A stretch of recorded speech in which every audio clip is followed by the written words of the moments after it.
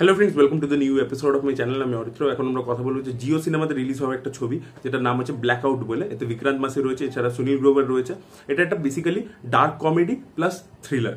Serious থ্রিলার্সের ক্ষেত্রে কি হয়ে থাকে যে প্লট পয়েন্টগুলো প্রচণ্ড লজিক্যালি আসতে হয়, ঠিক আছে, এবং একটার সাথে একটাকে ভালোভাবে কানেক্টেড হতে হবে, সবকিছু প্রপারলি হতে হবে। কিন্তু ডার্ক কমেডির মধ্যে থ্রিলার যেগুলো থাকে না, সেগুলো হচ্ছে একটু ওয়াকি জিনিসপত্র হয়। ওয়ার্ল্ডের মধ্যে ক্যারেক্টার্সগুলো খুবই ফানি ক্যারেক্টার্স হয়, জিনিসটার মধ্যে একটা ওভার দ্য টপনেস থাকে। মানে যেরকম দেলিবেলির মধ্যে দেলিবেলি একটু রুটেড ছিল, এটা একটু ওভার দ্য টপ, সেগুলোর মধ্যেও কিছু ভেরিয়েশন আছে। তো এটা কিন্তু জনরার টেমপ্লেট। তো এই ছবিটা যদি আপনি দেখতে বসেন এবং একটা ফান এক্সপিরিয়েন্স করার জন্য যদি বসেন ছবিটা, আপনি যদি সবকটা জিনিস সবকটা টুইস্ট যদি লজিক্যালি না ভাবেন, তাহলে কিন্তু এই ছবিটা যথেষ্ট ভালো এনজয় করবে। ছবিটার পুরো ওয়ার্ল্ডটা কিন্তু প্রচন্ড ওয়াকি এবং পরপর টুইস্ট অ্যান্ড টার্নসও আসতে থাকে একটা টাইমের পরে।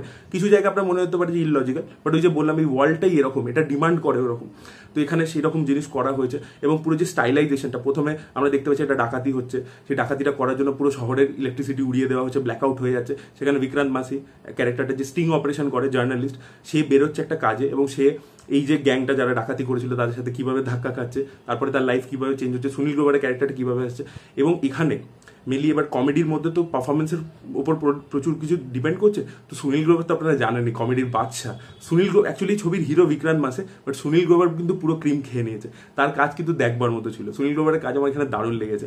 ও যেভাবে শায়েরি বলে, ঠিক আছে, তারপরে ক্যারেক্টারটার একটা টুইস্ট বেরোয় পরের দিকে, এবং যেভাবে সেখানে ওর পরের দিকে ওর ম্যানারিজমসগুলো আসে। তো এখানে অ্যাকচুয়ালি সুনীল গ্রোভার পরের দিকে হিরো হয়ে যায়, প্রথম দিকে বিক্রান্ত মাসি থাকে। বিক্রান্ত মাসিও যথেষ্ট ভালো কমেডি করছে এবং এখানে ঠিক আর ঠাক বলে দুটো ক্যারেক্টার থাকে। ওর মধ্যে আমি নাম জানি না অ্যাক্টার্সদের, বাট তাদের কাজও কিন্তু বেশ ভালো ছিল।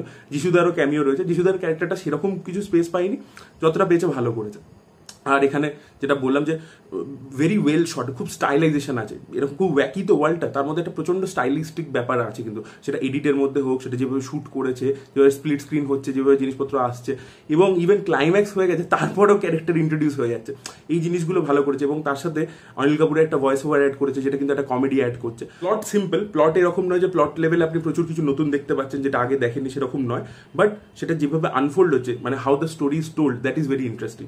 আমার কিন্তু ছবিটা দেখে ভালোই লেগেছে। আমার কিন্তু ছবিটা খারাপ লাগে না, আমার কিন্তু ছবিটা বেশ ইন্টারেস্টিং লেগেছে। আমি ওয়ান গোতে পুরোটা দেখেছি এবং টু দ্য পয়েন্ট ছবি, 2 ঘন্টারও নিচে, এবং আমার কিন্তু বেশ ভালো লেগেছে। আপনারা চাইলে ব্ল্যাক আউট ছবিটা দেখতে পারেন if you have that appetite for dark comedy. Dark কমেডিটাও কিন্তু বুঝতে হয়। ডার্ক কমেডিতে কিন্তু সবসময় স্ল্যাপস্টিক কমেডি, ফিজিক্যাল কমেডি করছে বা এরকম জোক বেসড, ওরকম নয়। ওটা সিচুয়েশনাল হিউমারের উপর অনেক কিছু ডিপেন্ড করে। ওই সিচুয়েশনটা এরকম, মানে আপনি আউট অফ কন্টেক্সট দেখলে আপনার অতটা ফানি মনে হবে না, ওই সিচুয়েশনে সেইভাবে আর কি জিনিসটা। এবং যেটা হচ্ছে স্ক্রিনে, সেটা হয়তো অ্যাকচুয়ালি আনকমফোর্টেবল, হয়তো একটা লোক মরে যাচ্ছে, এটা তো কখনোই একটা হাসির বিষয় নয়, কিন্তু এমনভাবে প্রেজেন্ট করছে সেটা আপনার হাসি পাচ্ছে। তো if you have that appetite for dark comedy, then you can watch this and you will enjoy ইট।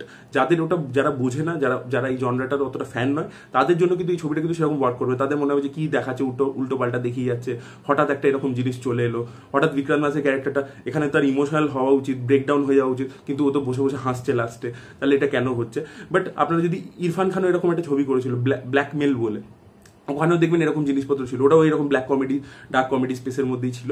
তো সেই রকম স্পেসটা যদি আপনি এনজয় করতে জানেন, ইউ ক্যান ওয়াচ দিস, এবং আপনাদের ভালোই লাগবে ছবিটা। এবং আমার কিন্তু বেশ ভালো লেগেছে। তো এটাই বলা ছিল। আপনাদের কেমন লেগেছে অবশ্যই কমেন্ট সেকশনে জানাবেন। এই ভিডিওটা ভালো লেগে থাকলে লাইক করুন, শেয়ার করুন, চ্যানেলকে সাবস্ক্রাইব করতে ভুলবেন না। বাই।